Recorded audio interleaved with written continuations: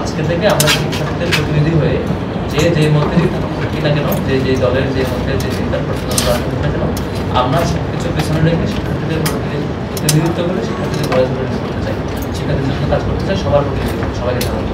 সেই জায়গাটাতে আমরা একমত হয়েছি। আমরা এদের সাথে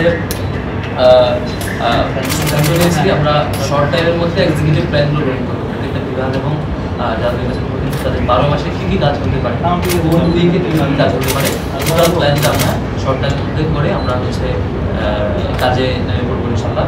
তারপরে নির্বাচিত প্রতিনিধিদের পক্ষ থেকে সিলেটে 5 জন সদস্য পাঠানোর ব্যাপারে আমরা আলাপ করেছি এবং আমাদের যে সিদ্ধান্ত হয়েছে সেই গেজেট আকারে আপনারা পেয়ে যাবেন ইনশাল্লাহ। নামগুলো গেজেট আকারে দিতে চাই, আমাদের ব্যাপারে ঐক্যমত হয়েছে যে 5 জনের পর সেগুলো গেজেট আকারে আপনারা।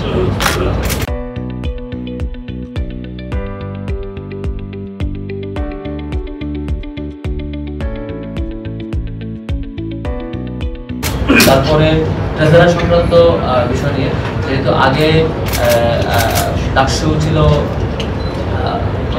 2019 সালে, এখন ডাকসু নিয়মিত হয়নি, সেখানে আমাদের ডাকসু ট্রেজারার কে হবে সে ব্যাপারে আমরা সিদ্ধান্ত গ্রহণ করে সেটাও গেজেট আকারে আপনাদের সামনে আলোচনা হয়েছে।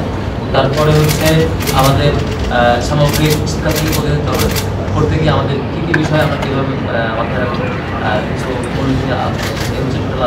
সবার আমাদের শুরুতে বিশ্ববিদ্যালয়ের যিনি রাষ্ট্রপতি সভাপতি বিশ্ববিদ্যালয়ের তিনি আমাদেরকে ফুল দিয়ে ওয়েলকাম করেছেন এবং সবাইকে শুভেচ্ছা জানিয়েছেন। আমাদের পক্ষ থেকে আমরা শুভেচ্ছা জানিয়েছি এবং ওয়েলকাম করছি এবং সর্বশেষ ডিপির বক্তব্য এবং প্রশান্ত হকের যিনি আমার প্রথম হিসেবে প্রতিনিধি ছিলেন ওনার বক্তব্য এবং একই সাথে রাষ্ট্রপতির সভাপতি